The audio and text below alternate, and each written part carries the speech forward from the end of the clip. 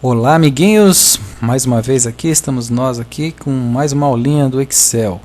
Agora nós vamos aprender mais alguns comandos e funções do Excel. Vamos lá. Arquivo, abrir a nossa aula de número 6. Ok. A ideia aqui hoje é aprender como utilizar congelar painéis. Um comando muito importante quando se tem uma planilha com várias colunas. No nosso caso, veja só o que acontece quando eu chego em dezembro, eu já não consigo ler as primeiras colunas. Então, o congelar painéis é muito útil nesse sentido.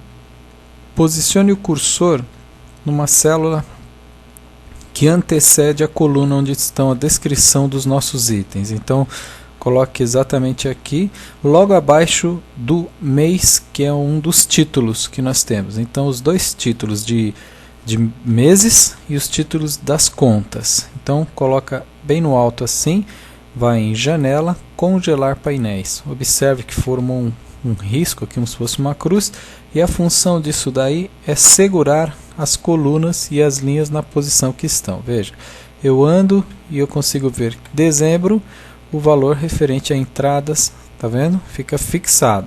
Da mesma forma, se eu descesse com a informação aqui para baixo, o mês de janeiro fica lá o tempo todo fixado, os meses, né? E você consegue enxergar, certo? Conforme você anda na planilha, tá? Então essa é a função congelar painéis. E além disso, hoje nós vamos aprender um pouquinho como trabalhar com porcentagem. Vamos experimentar colocar aqui uma recordação aqui dos tempos de inflação. Inflação. Vamos dizer que a nossa inflação mensal seja de 2%. Se eu colocar o número 2 aqui e apertar o formato por cento, ele vira 200. Isso significa o quê?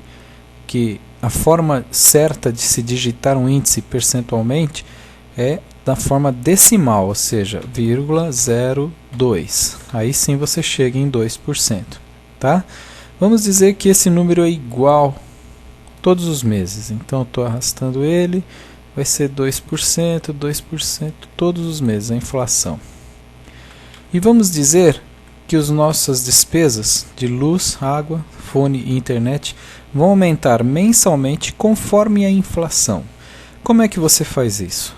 Primeiro vamos pegar igual a origem da fórmula, que é o 100, vezes a inflação daquele mês, que é 2.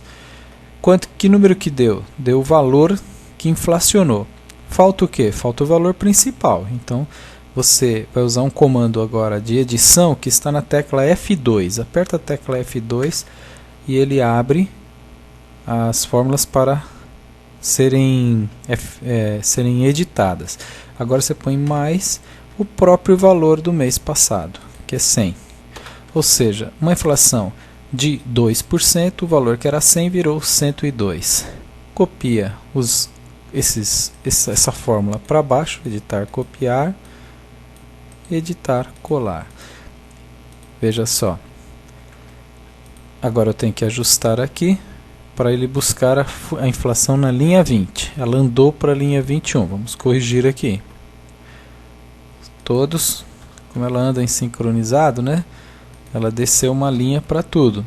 Observe, onde tinha E12 foi para E13, mas onde tinha o F20 originalmente tinha ido para F21. Eu tive que corrigir, que quando você copia para baixo ele vai descendo também um número, né? Para tudo que está relacionado. E agora vamos copiar essa fórmula, editar, copiar para toda a área. Note que eu não preciso marcar todas as linhas. Se eu marcar apenas uma no colar, ele entende e copia todas as fórmulas. Veja, eu marquei originalmente a fonte, as 4 linhas. Na hora de confirmar, eu não precisei marcar todas. Observe que a inflação agora respeitou 2% ao mês de aumento. E a nossa conta de luz, que no começo do ano era 100, né? 100 passou a 124 no final do ano. E assim aconteceu com as outras contas também. Aumentaram. Suponha que a conta de luz fosse 110, ela ia aumentar 2% em cima de 110 até o final do ano. tá certo? Bom, note que essa fórmula ainda não foi copiada para os subtotais das saídas. Vamos copiar a fórmula original e extrapolar até o final do ano, editar, colar. Muito bem. O que aconteceu? Houve uma inflação das nossas despesas, tá certo? Muito bem. Esse é o que é o nosso exercício de hoje, ensinando um pouco a você usar fórmulas percentuais, tá? Vamos aguardar a próxima aula, que eu vou ensinar um comando muito útil para uma situação parecida como essa aqui que nós acabamos de presenciar. Até lá, pessoal!